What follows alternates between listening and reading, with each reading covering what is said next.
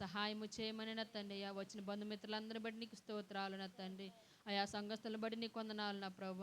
వాక్యం ద్వారా నీవే మాట్లాడి మహిమ పొందమని నా ప్రభు. మా అందరికి కూడా వినగల చెవులు, గ్రహించగల ఆత్మ నీవు దయచేసి సహాయము చేయమని యేసయ్య పరిశుద్ధ నామములో ప్రార్థించి అడిగి వేడుకొంచున్నాము తండ్రి. ఆమేన్. ఆమేన్. దేవునికి స్తోత్రం. హల్లెలూయా. ప్రార్థన ఆలకించి కార్యాలు చేయి దేవునికి మహిమ కలుగునుగాక. ఆమేన్. రైట్, దేవునికి స్తోత్రం. ఈ రాత్రి కాల సమయంలో ఈ కూడికి ఏర్పాటు చేసుకున్న ప్రియులు నల్లయ్యన్నకు, అదేవిధంగా అక్కగారికి, వారి బిడలకు, సంఘం అంతటికి ప్రభు నామములో వందనాలు. అమ్మా చెప్పండి, అందరికీ వందనాలు, మీకు కూడా వందనాలు. బిడతలో సైలెంట్గా కూర్చోండి. దేవునికి మహిమ. ఈ రాత్రి కాల సమయంలో మనం ప్రాముఖ్యమైన ఘట్టంలోకి వచ్చాం. ఇంతవరకు పాడాం, ప్రార్థించాం. ఎంత ప్రతికూలత అంటే అన్ని ప్రతికూలతలు దేవుడైనా చక్కగా ఈ కూడికను జరిగిస్తూ ఉన్నారు. అందుకే దేవునికి మహిమ. ఈ రాత్రి కొంత సమయం దేవుని వాక్యాన్ని విందాం. పరిశుద్ధ గ్రంథమైన బైబిల్లో నిజంగా పాస్టర్ గారు ప్రార్థన చేస్తూ ఒక మంచి మాట గుర్తు చేశారు. మందసం ఓబేదేదేమి వెంట ఉన్నప్పుడు ఆ ఇల్లు, ఆ మందసం ఓబేదేదేమి ఇంట్లో ఎన్ని రోజులు ఉంది? 3 నెలలు. గిత్తీయుడగు ఓబేదేదేమి వెంట ఆ మందసం 3 నెలలు ఉన్నప్పుడు ఆ ఇల్లు ఆశీర్వదింపబడింది. మందసం అంటే వాక్యమే, మందసం అంటే ఆయనే. మన ఇంట్లో అన్నీ ఉంటాయి కదా, టీవీ, కూలర్, ఫ్రిడ్జ్, కాస్త డబ్బులుంటే ఏసీ, ఏమండి మన ఇంట్లో ఏం కావాలో బీరువా, ఇంట్లో మనకు కావాల్సినవన్నీ సమకూర్చుకుంటాం. కానీ మన ఇంట్లో ఎప్పుడు ఉండవలసింది ఏంటంటే ప్రార్థన ఉండాలి, మన ఇంట్లో ఎప్పుడు వాక్యం ఉండాలి. మందసపు అనుభవం ఎప్పుడైతే మన ఇంట ఉంటుందో తప్పకుండా మన ఇల్లు ఆశీర్వదించబడుతుంది. నా ప్రియులారా, ఈ రాత్రి కొన్ని ఇల్లులు మీకు చూపిస్తాను. వాస్తవంగా ఇది ఫుల్ఫిల్ అవ్వలేదు, హౌస్ ఓపెనింగ్ అయితే కాదు. దేవుడు చేసిన మేలు వాళ్ళు తలపోసుకొని ఈ కూడికి ఏర్పాటు చేసుకున్నారు. ప్రభు చిత్తం అయితే దేవుడు వాళ్ళకి ఇంకా ఓపికిస్తే ఇదంతా ప్లాస్టింగ్ అయిపోయి మనందరం బయట నుంచొని ప్రార్థనలు చేసి రిబ్బన్ కట్ చేసి ఇంట్లోకి వస్తాం. ప్రభు అలా చేస్తాడు. ఆమేన్. ఎంత చేసిన వాడు అది కూడా చేస్తాడు. వాళ్ళు అనుకోలేదు ఇల్లు కడతారు అని. వాస్తవంగా ఈ స్థలానికి మమ్మల్ని చాలాసార్లు తీసుకొచ్చారు, ఇక్కడ ప్రార్థన చేయించారు. ఈ స్థలంలో ఇల్లు కట్టాలి పాస్టర్ గారు, ఇల్లు కట్టాలి పాస్టర్ గారు అంటే ఐదులే కడతావులక అని విశ్వాసంతో పలికి ప్రార్థన చేసి వెళ్ళిపోయేవాళ్ళం. మరి ఊహించని రీతిలో పరిస్థితులన్నీ అనుకూలంగా లేవు, కానీ వారు ప్రారంభించారు. ఇది ఎక్కడి దాకా దేవుడు తీసుకొచ్చాడు, ఇక ముందు కూడా చేస్తాడు. కాబట్టి మనం విశ్వాసంతో ఎదురు చూడాలి ప్రతిదీ కూడా.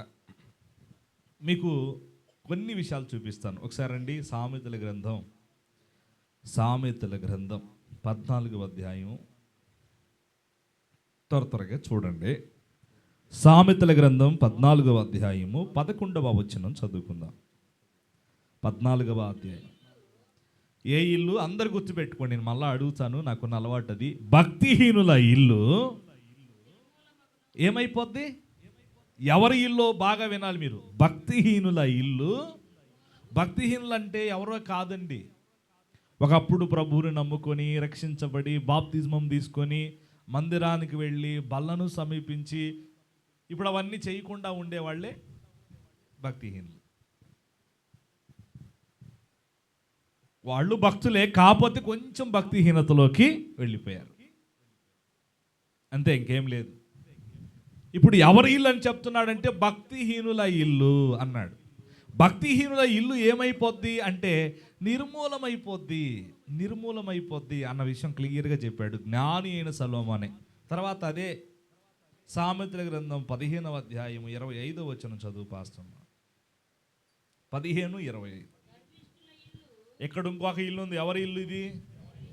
గర్విష్ఠుల ఇల్లు. యెహోవాయే, మనుషులు కాదు.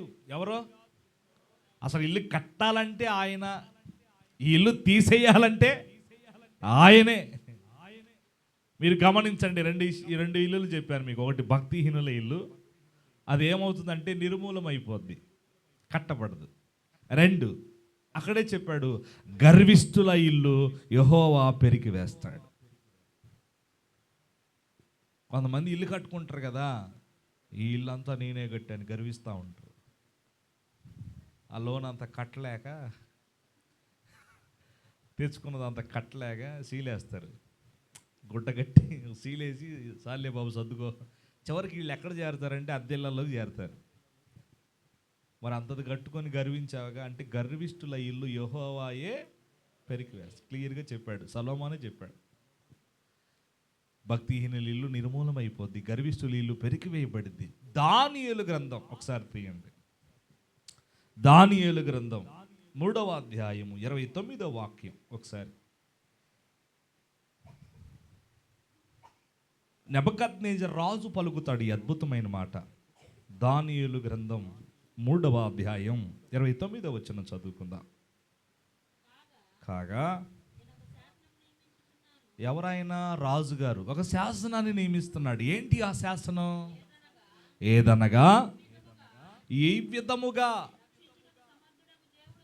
ఒక్క నిమిషం ఆగుదాం, మీకు స్టోరీ మొత్తం అర్థం అవ్వాలంటే. నెబుకద్నెజర్ రాజు బబులోను దేశంలో శద్రకు మెషకు అబేద్నెగోలు ముగ్గురు యవనస్తులు. రాజు ఏం చేశాడంటే బొమ్మను పెట్టాడు. బొమ్మకు అందరిని వచ్చి సాగిలు పడమంటున్నాడు. వాళ్ళందరూ అంటున్నారు, వచ్చి సాగిలు పడుతున్నారు. కానీ ముగ్గురు మాత్రం సాగిలు పడలేదు. మొత్తానికి వాళ్ళని పట్టుకున్నారు, తీసుకొచ్చారు, అగ్నిలో వేసారు. వాళ్ళు అగ్నిలో వేయబడిన తర్వాత వాళ్ళు వెంట్రుకు కూడా కాలిన వాసన రాలేదు, వస్త్రాలు కాలిన వాసన రాలేదు. జీవము కలిగిన దేవుని దాసులారా బయటకు రండి అన్నాడు. వాళ్ళు ముగ్గురు అగ్ని నుండి బయటకు వచ్చారు. ఆ బొమ్మను పడేశాడు. అప్పుడు రాజు పలుకుతున్నాడు, వీరి దేవుడే నిజమైన దేవుడు.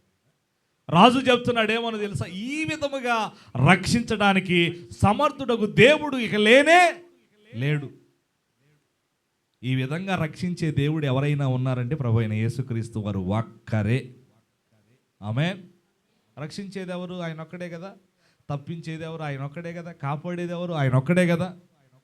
మనుషులు తప్పిస్తారా? మనుషులు రక్షిస్తారా? మనుషులు కాపాడుతారా? మనుషులు ఆదుకుంటారా? మనుషులు ఆదరిస్తారా? ఏమండి? రారు మనుషులు ఎవరు. ఇప్పుడు నెబుకద్నెజర్ పలికి ఒక అద్భుతమైన మాట చూడండి. ఈ విధముగా రక్షించుటకు సమర్థుడుకు దేవుడు ఈయనగాక ఇంకెవరో లేడు అని ఏమంటాడు? చదువు. కాగా ఏ జనుల్లో కానీ, రాష్ట్రంలో కానీ, ఏ భాష మాట్లాడే వారిలోనైనా కానీ శద్రకు మెషకు అబేద్నెగో అనువారి దేవుని, అదిగో శద్రకు మెషకు అబేద్నెగో దేవుణ్ణి ఎవరైతే దూషిస్తారో వాడు తుత్తినీలుగా చేయబడతాడు. వాడి ఇల్లు ఎలా ఉంటుందో చెప్పాడు అక్కడ. అందుకు ఆ ఇల్లు ఏమైద్ది? ఆ ఇల్లు పెంట కుప్పగా మార్చబడుతుంది అని చెప్పాడు. ఎంత దారుణం, దుర్భరమైన పరిస్థితి ఊహించుకోవడానికే ఊహకు అందదు. 3 ఇల్లులు చెప్పా మీకు. మొదట భక్తిహీనుల ఇల్లు నిర్మూలమైపోద్ది. 2 గర్వించావంటే ఆ ఇల్లు పెరికివేయబడింది. 3వ ఇల్లు దేవుణ్ణి ఎవడైతే కాదంటాడో, ఆయన కట్టలేదు నేనే కట్టుకున్నా, ఆయన వల్ల కాదు, ఆయన కాదు, దేవుడు కాదు, అంతా నేను స్వయం, నా కృషి, నా బలం, నా శక్తి, నా డబ్బు, నేను అని ఎవరైతే దేవుడు కాకుండా ఇక ఏదైతే నువ్వు అనుకుంటావో ఆ ఇల్లు ఇలా ఉంటుంది అని చెప్పాడు. ఎవరు చెబుతుంది? అన్యుడు. నెబుకద్నెజరుకు రాజే చెబుతున్నాడు స్వయంగా. ఏమన్నా తెలుసా? ఇదిగో శద్రకు మెషకు అబేద్నెగోల దేవుడే గొప్ప దేవుడు, వీళ్ళ దేవుణ్ణి గాక. ఆ మాట పట్టుకోండి. ఎవరైతే దేవుణ్ణి దూషిస్తారో వాని ఇల్లు అంట. ఎవరి ఇల్లు అంటే దేవుణ్ణి దూషించే వారి ఇల్లు కూడా ఉంది ఇక్కడ. ఏ ఇల్లు? దేవుణ్ణి. ఇప్పుడు వరుసగా వద్దాం. భక్తిహీనుల ఇల్లు, గర్విష్ఠుల ఇల్లు, దేవుణ్ణి దూషించే వారి ఇల్లు. దేవుణ్ణి ఎలా దూషిస్తాం చెప్పండి? దేవుణ్ణి దూషించడం అంటే, దేవుణ్ణి దూషించడం అంటే వాక్యాన్ని ప్రేమించకపోవటం, సేవకుని ప్రేమించకపోవటం, లేకపోతే సంఘాన్ని ప్రేమించకపోవటం, ప్రార్థనను ప్రేమించకపోవటం, వాక్యాన్ని ప్రేమించకపోవటం, ఇదంతా దేవునికి దూషణ పాలే కదా. మీరు ఒక మాట గమనిస్తే ఇక్కడ 3 ఇల్లులు ఉన్నాయి. ఆఖరిది ఏ ఇల్లు అయిపోద్దో కూడా చెప్పేశాడు నెబుకద్నెజర్ రాజు. అన్యుడే చెప్పాడు.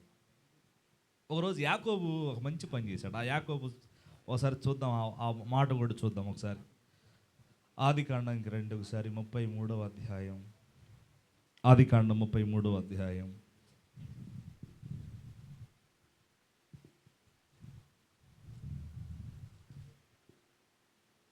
33:17 చదువుమా. 17 వచనం. అప్పుడు యాకోబు, ఎవరో అప్పుడు యాకోబు, ఇప్పుడు నల్లయ్య అన్నయ్య. ఎక్కడి నుంచి? ఇప్పుడు నల్లయ్య అన్నయ్య ఎక్కడి నుంచి ఇక్కడికి వచ్చాడు? ఆ ఊరి పేరు నాకు తెలియదు, చెప్పండి. వీళ్ళన్నా చెబుతారని చూడు. తిమ్మర్తిపాడా? అంతేనా? తప్పు చెప్పానా? తిమిర్తిపాడు. అక్కడి నుండి ఎక్కడికి వచ్చాడు? కల్లంవారిపాలెం వచ్చాడు. ఇప్పుడు యాకోబు కూడా 33:17లో అప్పుడు యాకోబు సుక్కోతుకు ప్రయాణమైపోయాడు. వెళ్ళి ఏం చేశాడు? సుక్కోతుకు ప్రయాణమైపోయి సుక్కోతులు అక్కడ ఒక ఇల్లు కట్టించుకొని,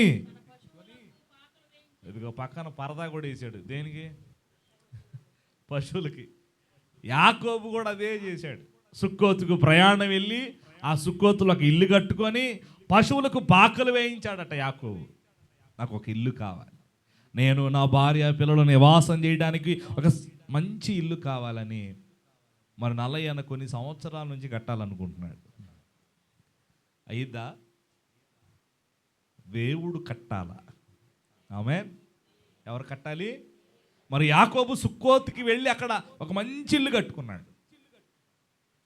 నల్లయ్యన అక్కడి నుంచి ఇక్కడికి వచ్చాడు. మరి తిన్నాడో తినలేదో, పడుకున్నాడో పడుకోలేదో, ఏమండి, ప్రయాసపడ్డాడు, కష్టపడ్డాడు, నిందలు పడ్డాడు, మాటలు పడ్డాడు, ఎదుర్కోవాల్సినవన్నీ ఎదుర్కొన్నాడు. దేవుడు ఒక మంచి ఇల్లు ఇచ్చాడు. స్తోత్రం. ప్రియులారా, మీరు బాగా గమనిస్తే మొత్తానికి ఇల్లు కట్టుకొని పశువులకు కూడా పాకేసుకొని యాకోబు అక్కడే ఉన్నాడు సుక్కోతులో. ఇల్లు కట్టుకున్నాడు. ఆ మాట పట్టుకొని కాస్త ముందుకు వెళ్దాం. నేను ఫస్ట్ కొంతమంది ఇల్లులు మీకు చూపించాను. మనకి ఎక్కడ కూడా భక్తిహీనతలోకి వెళ్ళిపోకుండా భక్తి చెయ్యాలి. ఆమేన్. రెండవది, మనకు ఎదుగుతున్న కొలది లేకపోతే దేవుడు అవి ఇవి అన్నీ ఇస్తున్నప్పుడు మనం ఎక్కడ కూడా గర్వించకూడదు. మూడోది, ఎక్కడ కూడా దేవునికి దూషణ వచ్చేటట్టు మనం బ్రతకూడదు. ఆ ఇల్లు నిర్మూలమవుతుంది, పెరికివేయబడుతుంది, ఆ ఇల్లు పెంట కుప్పగా మార్చబడుతుంది అన్న విషయం క్లియర్గా చెప్పకనే చెప్పాడు. అయితే యాకోబు ఒక ప్రాంతం నుంచి ఇంకో ప్రాంతానికి వచ్చి ఒక మంచి ఇల్లు కట్టుకొని పశువులకు పాకలు వేసుకొని అక్కడే ఉన్నాడు. అదే సుక్కోతు. అక్కడికి వచ్చి యాకోబు ఉన్నప్పుడు ఒక మంచి ఇల్లు కట్టుకున్నాడు. ఆ మాట క్లియర్గా ఉంది. యాకోబు ఇల్లు కట్టుకొని. మరి నల్లయ్య అన్న ఇల్లు కట్టబడాలంటే ఆల్రెడీ కట్టుకున్నాడుగా పాస్టర్ గారు. నేను ఒకటి చెప్పనా, ఇల్లులు కొన్ని ఉన్నాయండి. ఇది భూ సంబంధమైన ఇల్లు. స్తోత్రం. రెండవది, మన హృదయమే దేవునికి ఒక ఇల్లు. మూడవది, పౌలు అంటాడు హెబ్రీ పత్రికలో, తీయొద్దు, నిలువరమైన పట్టణం మనకి ఎక్కడ లేదు, ఉండబోదు అని కోసం వెళుతున్నాను అంటాడు. అంటే ఇక్కడ మనం ఉన్నాం, అక్కడ ఒక ఇల్లు ఉంది. యేసు ప్రభువు వారు కూడా చూడండి, ఆయన చనిపోయి సమాధి చేయబడి తిరిగి లేచినప్పుడు శిష్యులకు కనబడి 40 రోజులు అందరికి కనబడి తిరిగి సంచరించి అందరితో మాట్లాడి గాయాలు చూపించి, ప్రక్క చూపించి, ముళ్ళ కిరీటం, ముళ్ళ గాయాలు చూపించి, అన్నీ చూపించి, అయ్యా నువ్వు ఎక్కడికి వెళ్తున్నావు అంటే, నేను మీకు స్థలం సిద్ధపరచ వెళుచున్నాను అంటే, అక్కడ మనకి స్థలం ఉంది, ఇల్లు ఉంది. స్థలం ఉంది, ఇల్లు ఉంది. అక్కడ 3 ఇల్లులు. మనమే దేవునికి ఒక ఇల్లు, మనం నివసించడానికి ఒక ఇల్లు, పరలోకంలో ఒక ఇల్లు. ఇదిగో ఈ ఇంట్లో ఉంటూ హృదయం అనే ఇంటిని సిద్ధపరచుకుంటూ పరలోకం అనే ఇంటికి ప్రయాణం చేయాలి. ఆమేన్. కొంతమంది ఇదిగో ఈ ఇంట్లోనే ఉంటారు, ఇదే ఇల్లు అనుకుంటారు. ఇక హృదయం అనే ఇంటి సంగతి పట్టించుకోరు. సరే, ఈ ఇంట్లో ఉంటారు, హృదయం అనే ఇంటి సంగతి పట్టించుకొని పరలోకంలో ఉన్న ఇంటికి పోరు కొంతమంది. ఈ పూట మీ అందరూ హృదయం అనే ఇల్లుని, అదేవిధంగా ఈ ఇంటిని, పర సంబంధమైన ఇంటిని కూడా మీరు కట్టుకోవాలి. ఆమేన్. మీరు బాగా గమనిస్తే నేను త్వరగా చెప్పేసి ముగిస్తాను. ఇప్పుడే కొంచెం ముందుకెళ్ళాను, ఇంకా త్వరగా ముగిస్తాను. యాకోబు ఇల్లు కట్టుకున్నాడు, నల్లయ్య అన్న కూడా ఇదిగో ఈ ఇల్లు కట్టుకున్నాడు. బాగానే ఉంది, ఇంకా బాగు చేసుకోవాల్సి ఉంది, దేవుడు బాగు చేస్తాడు. అయితే ఇల్లు కట్టుకోవడం అంటే ఇదిగో ఇల్లు కట్టుకున్నాడు ఇంతవరకు. రెండవ ఇల్లు నీ భార్య, నీ పిల్లలు, నీ కుటుంబం, బరువు, బాధ్యతలు ఇవన్నీ కూడా కట్టబడాలి. ఇవి కట్టబడాలంటే అసలు వీళ్ళు ఏం చేయాలి? పిల్లలైనా, అన్నయ్య అయినా, అక్క అయినా, ఇది వాళ్ళకే అనుకోమాకండి, ఒక పక్క మనకు కూడా వర్తిస్తుంది. మన ఇల్లు కూడా కట్టబడాలి. ఆమేన్. పెయింట్ వేసిన ఇంట్లో ఉన్నా మన ఇల్లు కూడా కట్టబడాలి. ఈ పూట నేను మస్తు మ్యాటర్ చెప్తున్నా, మీ ఇల్లు కట్టబడును గాక. దానికి సూత్రాలు, వాక్యాలు కొన్ని చూపిస్తా చూడండి. కట్టబట్టడానికి ఏం చేయాలి ఒకసారి చూద్దాం. సామెతల గ్రంథం 14:1 త్వరగా. సామెతల గ్రంథం 14వ అధ్యాయం 1. ఒకే ఒక్క మాటతో తేల్చేశాడు సొలొమోను, జ్ఞానవంతురాలు తన ఇల్లుని కడుతుంది. అమ్మా ఎవర్రా? ఎవరు అంటే ఇప్పుడు టోటల్గా ఈ ఇంటికి ఏం కావాలి? నల్లగన్నకి ఏం కావాలి? అక్కయ్యకి ఏం కావాలి? పిల్లలకి ఏం కావాలి? ఎవరిస్తారు కదా? యాకోబు పత్రిక 1వ అధ్యాయం 5వ వచనం త్వరగా. యాకోబు పత్రిక 1వ అధ్యాయం. జ్ఞానం ఉంది లేదని ఎవరంటలా, జ్ఞానం అయితే ఉంది. తినాలి, కట్టుకోవాలి, పని చేసుకోవాలి, 10 రూపాయలు సంపాదించుకోవాలి, సమాజంలో విలువగా బ్రతకాలనే జ్ఞానం ఉంది, కానీ కొదువుగా ఉంది. అందుకే మీలో ఎవరికైనా అన్నయ్యకి కానీ, అక్కయ్యకి కానీ, పిల్లలకు కానీ, తేజ యాడున్నాడు, ఎడిపోయినాడు, మంచి జ్ఞానవంతుడే. ఎందాకలా 10 నిమిషాలకి గందరగోళం అయ్యాడు ఇక్కడ. ఈ పిల్లోడికి జ్ఞానవంతుడు ఇవైపోయింది, ఇంత టెన్షన్ పడుతున్నాడు అనుకో. ఈ సిస్టమ్ పెట్టే కాడు ఒక్క బాక్స్కే 2 ఐర్లు తెచ్చి కూర్చాడు. అదే డబ్బు కొట్టుకుంటుంది. జ్ఞానం ఉంటుంది, కానీ కొన్నిసార్లు మనకున్న జ్ఞానం కొదువైపోతూ ఉంటుంది. అందుకని ఇక్కడ చెప్పాడు, మీలో ఎవరికైనా జ్ఞానం కొదువుగా, తక్కువగా ఉంటే ఆస్క్ టు మీ, మీరు నన్ను అడగండి, నేను మీకు ఇస్తా. ఒకరోజు సొలొమోనుకి ప్రత్యక్షమయ్యాడు. సొలొమోను నీకేం కావాలన్నాడు దేవుడు. అయ్యా నాకు వెండొద్దు, బంగారం వద్దు, శత్రువుడు ప్రాణం వద్దు, లేకపోతే ఇంకోటి వద్దు, నాకు ఏం వద్దు, కానీ ఇదిగో ఎంత గొప్పదైన నీ జనమును నడిపించడానికి, పరిపాలించడానికి తగిన జ్ఞానమునివయ్యా, వివేకమునివయ్యా, వివేకం కలిగిన హృదయాన్నివయ్యా అని ప్రభువుని అడిగాడు. నువ్వు వాటన్నిటిని అడగకుండా దీన్ని అడిగావు కాబట్టి వీటితో పాటు అవి కూడా ఇస్తున్నా, తీసుకో అన్నాడు. Praise the Lord. ఈ పూట ఈ కుటుంబం కట్టబడాలి. ఇల్లు కట్టబడాలంటే దేవుడి కుటుంబానికి జ్ఞానం ఇచ్చును గాక. భర్తతో ఎలా మాట్లాడాలి, పిల్లలతో ఎలా మాట్లాడాలి, వీళ్ళు ఎలా మాట్లాడితే మాట వింటారు, లేకపోతే ఇల్లు ఎలా కట్టబడుతుంది అంటే జ్ఞానంతో అడుగులు వేయాలి. అక్క అయినా, అన్న అయినా, మనమైనా, నాకైనా సరే. నాకు కొన్నిసార్లు వెనకాల ఎవరు చెప్పేవాడు ఉంటారు తెలుసా మీకు?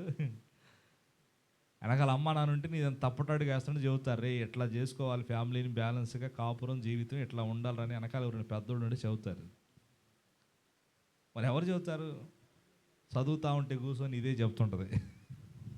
కూర్చొని ముందేసుకొని చదువుతూ ఉంటే పొద్దున, సాయంత్రం, మధ్యరాత్రులు చెప్తా ఉంటుంది, నువ్వు ఇలా ఉండాలి, ఇలా ఉండాలి, ఇలా కట్టుకోవాలి, ఇలా చేసుకోవాలి. జ్ఞానము అంటే ఆయన. జ్ఞానమునకు ఆయనే మితియులేని వాడని, దేవునికి స్తోత్రము గానము. మంచిది బుద్ధియు జ్ఞానము, సర్వ సంపదలు గుప్తమై ఉన్నవి నీ యందే. బుద్ధి ఎవరి దగ్గర ఉన్నాయి?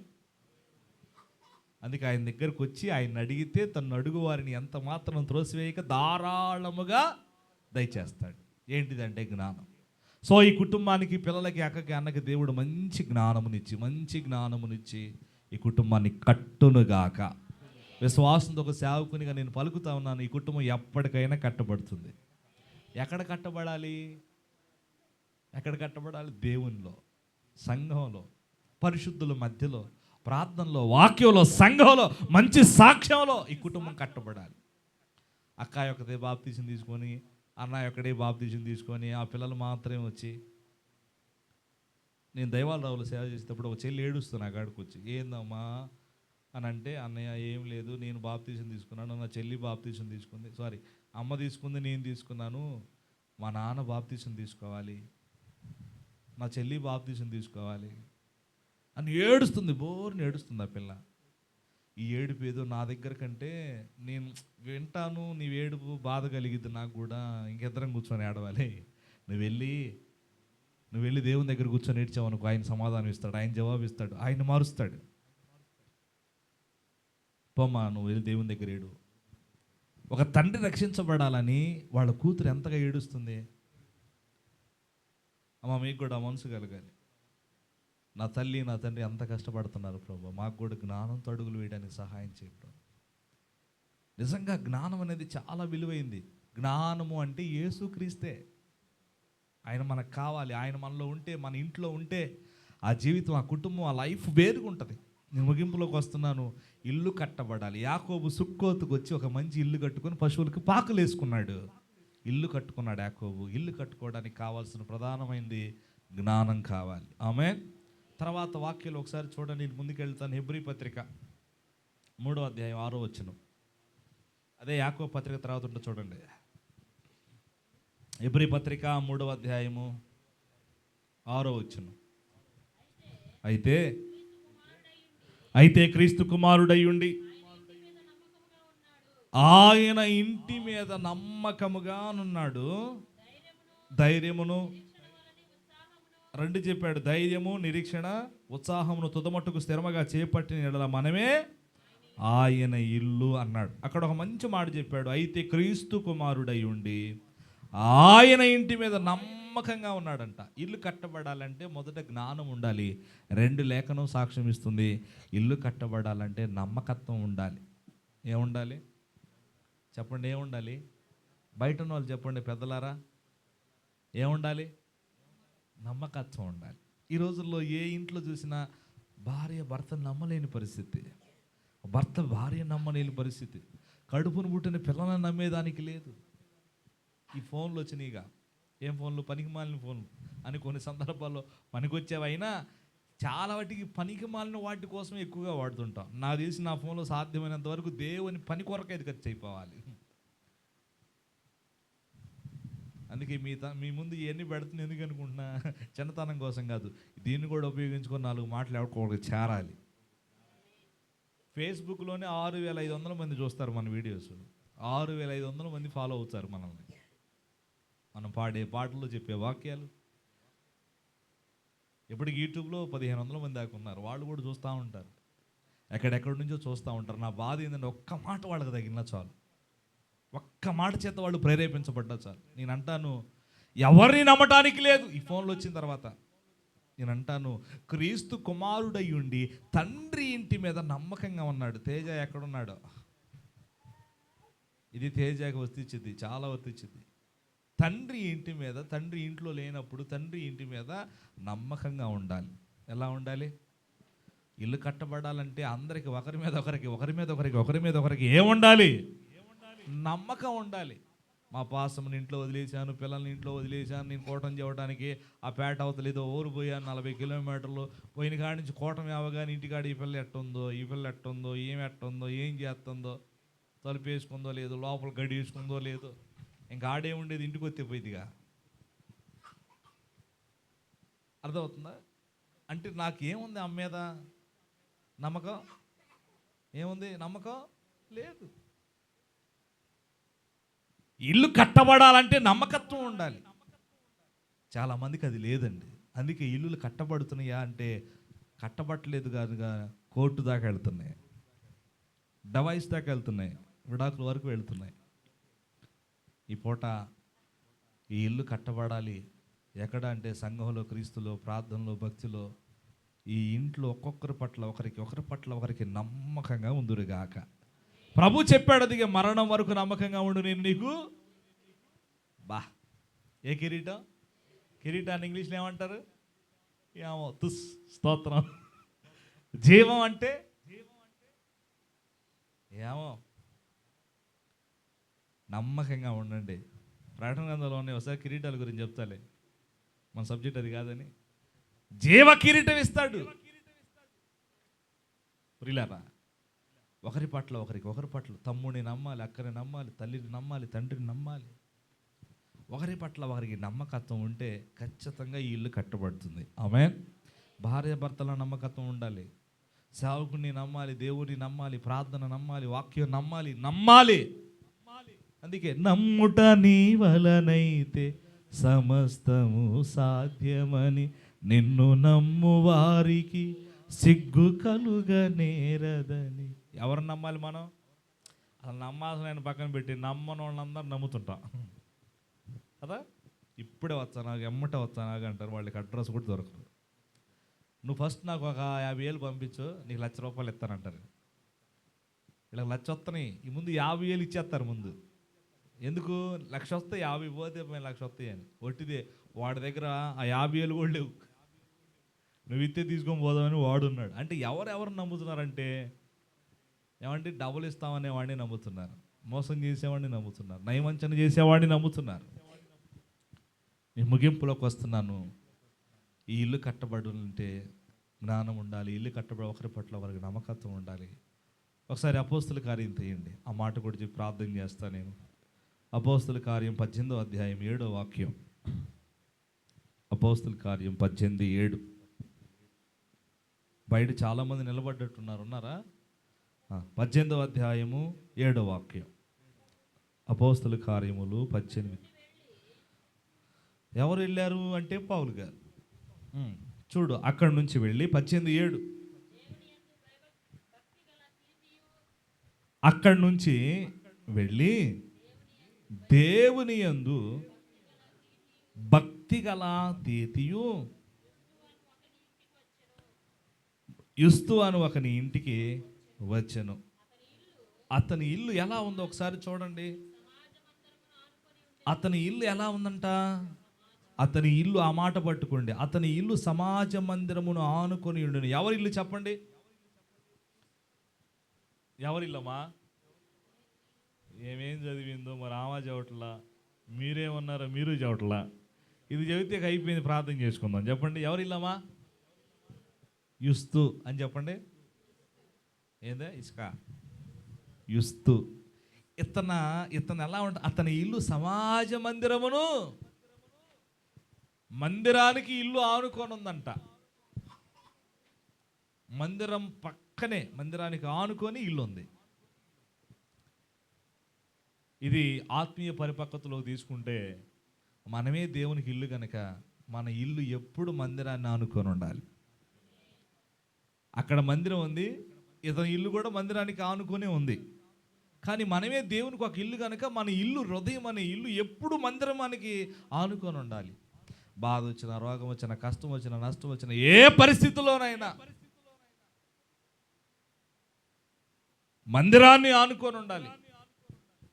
మన మనసు ఏమండి, మన హృదయం మందిరం మీద ఆనుకొని ఉండాలి. మందిరం ఒక చోట, ఇల్లు ఏడా కదా. ఇప్పుడు దూరం అయిపోయిందా అమ్మా? ఏడు నుంచి ఆడికేం పోదాం. ఇప్పుడే పొలం వెళ్ళి వచ్చాం, అలసిపోయాం, పనికి వెళ్ళి వచ్చాం. ఇస్తూ మనసు ఏ పరిస్థితుల్లోనైనా మందిరానికి ఆనుకొని ఉండేదంట తన హృదయం. నేను చెప్పనా, ఈ పూట మన హృదయం ఎప్పుడైతే దేవుని మందిరం మీద ఆనుకొని ఉంటుందో, కొంతమందికి మందిరం, అసలు మందిరం మీకు తెలియదండి. నేను మందిరంలో పడుకోవాలనిపిస్తుంది, మందిరంలోనే కూర్చోవాలనిపించింది. మందిరం ఎంత బాగుంటుందో తెలుసా? అది రేకులైనా, తాటాకులైనా, పందిరైనా. ఒక సాఫ్ వేసుకొని మందిరంలో కూర్చొని చక్కగా 10 నిమిషాలు ప్రార్థన చేయండి. మీరు అన్ని బాధలు ఉన్నా సరే, మనసంతా ఏదో ఒక బరువైన రాయి తీసి పక్కన పెట్టినంత ప్రశాంతత మీకు ఏర్పడింది. చూడండి కావాలండి. ఇందాక మందిరంలో పడుకున్న ప్రశాంతంగా కాసేపు పడుకుని నిద్ర పట్టింది. నిజంగా మందిరం ఎంత చక్కగా ఉంటుందో. మందిరానికి మన మనసు ఎప్పుడు ఆనుకొని ఉండాలి. ఎందుకు అంటే, మందిరానికి ఎప్పుడు ఆనుకొని ఉండాలి. ఎందుకు అని అంటే, నీ ఆత్మీయ జీవితం, నీ ఇల్లు కట్టబడుతున్న ఈ క్రమంలో బలహీనపరచబడకుండా, దుష్టుడి ఇంటిని ముట్టకుండా, నీ ఇంటిని పాడు చేయకుండా ఉండటానికి నీ ఇల్లు, నీ హృదయం అనే ఇల్లు ఎప్పుడు మందిరాన్ని ఆనుకొని ఉంటే, దుష్టుడు అనేవాడు నిన్ను ముట్టడం. స్తోత్రం. అందుకే ఏబు ఇంటి చుట్టూ దేవుడు ఏం వేశాడంటే, ఆ మాట చదవండి, ముగించుకుందాం. ఏబు గ్రంథం ఎన్నో అధ్యాయం పాస్టమ్మా? ఒకటో అధ్యాయమే వచనం చూడు. సాతానే అంటాడు ఎవరితోటి? దేవుడైనా యెహోవాతోటి. 10వ వచనం, రైట్. నీవు అతనికిని అంటే ఏవు గారికిని, అతని ఇంటి వారికిని, అతనికి కలిగిన దానికి కూడా చుట్టూ కంచె వేసితివి కదా. ఎవరు ఈ మాట చెబుతుంది? ఎవరు చెబుతుంది? సాతానే వచ్చి యెహోవాతో మాట్లాడుతుంది. అయ్యా నువ్వు ఏవు చుట్టూ కంచె వేసి ఆ సాక్ష్యం సంపాదించుకోవాలా. ఆమేన్. ఎవరు వేయాలి మన చుట్టూ కంచె? ఏంది ఎవరు వేయాలి మన చుట్టూ కంచె? ఇది ఎవరికి తెలియాలి? వాడు మనల్ని ముట్టాలి, టచ్ చేయాలంటే మన ఇంటికి రాగానే వాడికి ఏం కనపడాలి? కంచె కనపడాలి. వాటమ్మ కంచె కదా. ఇప్పుడు జీవాలాడు కట్టేయడానికి ఏం వేస్తున్నా నువ్వు? ఎందుకు వేస్తున్నా? ఏది దాన్ని ముట్టకుండా అంటే ఏదన్నా రాగానే దానికి ఏం కనపడిద్ది? కంచె కనపడిద్ది. సాతానికి నీ ఇంటి దగ్గరికి రాగానే కంచె కనపడాలి. ప్రార్థన అనే కంచె, వాక్యం అనే కంచె మందిరాన్ని ఆనుకొని ఉన్నప్పుడు అమ్మో ఈ ప్రార్థన పర్రాలు మోకాళ్ళు వేస్తుంది. వాక్యం బాగా తెలుసు. ఈ ఇంటి చుట్టూ కంచె వేశాడు. దేవుని దగ్గరికి వెళ్ళి పర్మిషన్ తీసుకొని రావాలి మన దగ్గర టచ్ చేయాలంటే. స్తోత్రం. ఇంకోటి చెప్పనా, మన ఇంటికి మనకు కలిగిన దాని సమస్తానికి కంచె వేస్తాడు. ఈ ఇంటి చుట్టూ కూడా దేవుడు కంచె వేసి నడిపించును గాక. జ్ఞానం చేత ఇల్లు కట్టబడాలి. 2, ఇండ్లు కట్టబడాలంటే నమ్మకం ఉండాలి. 3వది మందిరాన్ని ఆనుకొని ఉండాలి. అప్పుడు ఇల్లు కట్టబడుతుంది.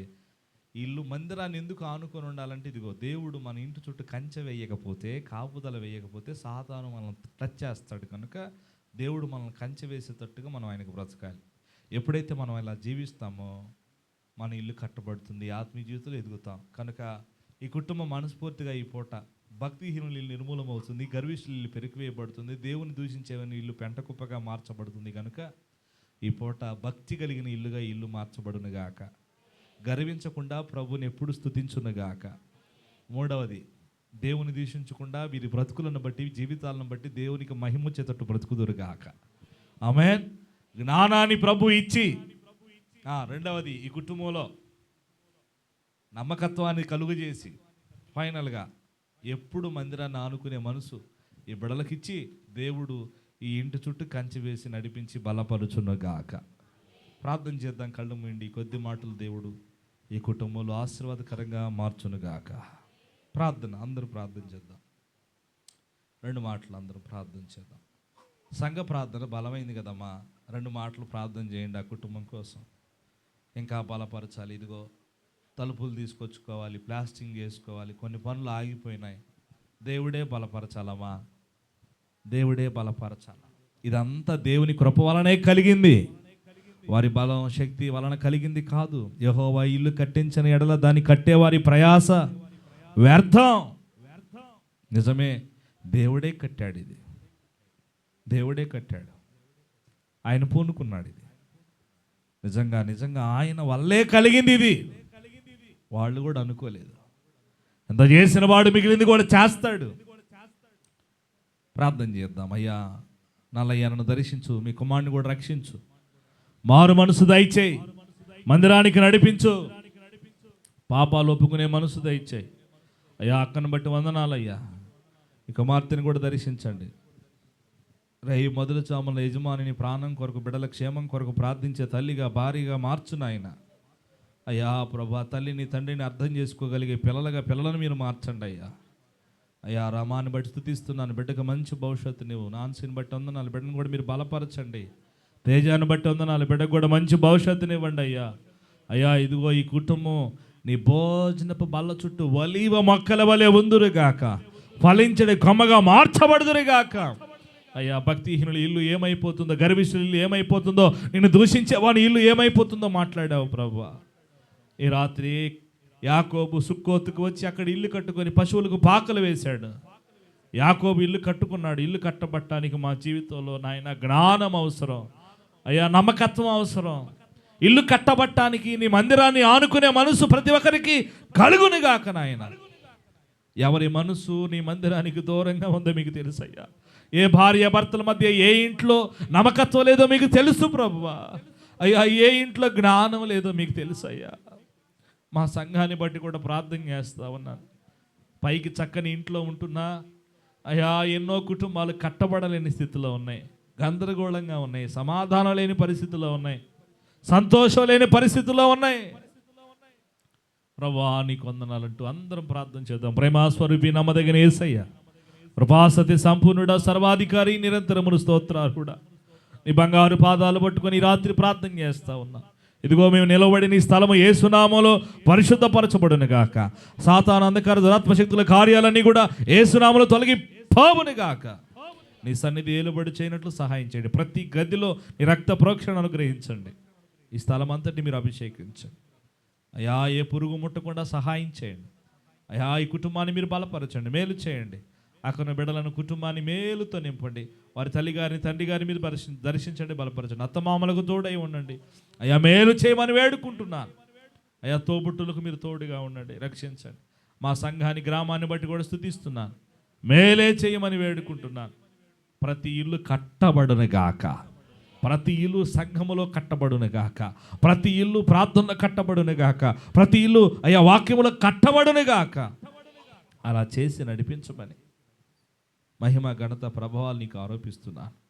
తీసుకొచ్చిన పలహారాన్ని కూడా పరిశుద్ధపరచు. అందరికీ సర్వసమృద్ధి కలుగునట్లు సహాయం చేయండి. వెత్తబడిన వాక్యం అనే విత్తనాలను కూడా హృదయాలు నీరుకట్టి ఫలింపచేయమని ప్రాణప్రియుడును క్రీస్తు వారి పేరిట ప్రార్థన చేసి అడిగి వేడుకొనుచున్నాను తండ్రి. ఆమేన్, ఆమేన్, ఆమేన్. అందరికీ వందనాలు. పలహారం తీసుకొస్తారు, సిద్ధపడదాం. పలహారం సిద్ధపరచండి.